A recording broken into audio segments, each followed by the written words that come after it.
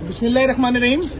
एक बड़ा हैरत अंगेज वाक़या अभी देखने में आया हूँ, मैं आपको बता रहा हूँ। आपने पीछे एक बहुत बड़ा बैल देख रहे होंगे, इधर आओ भाई।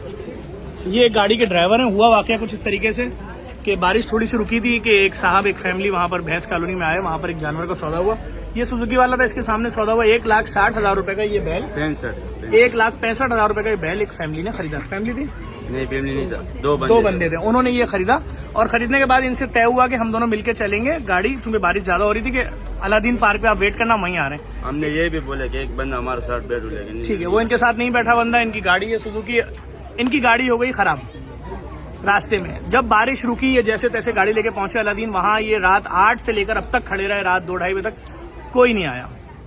अब ये परेशान होकर यहाँ आए जेडीसी, और ये कह रहे हैं कि ये जानवर ये जेडीसी को उतार रहे हैं। जिस किसी का ये जानवर है, आप लोग ये वीडियो जरूर शेयर कीजिएगा। कैसे कैसे पैसे जमा किए होंगे लोगों ने, क्या क्या इसमें कौन कौन हिस्सेदार होगा, क्या होगा मसला हमें नहीं मालूम। लेकिन हम इतना जानते हैं कि इस बार इतनी महंगाई हो गई है कि मैं समझता हूँ 60% लोगों के घरों पे जानवर अब तक तो नहीं आए।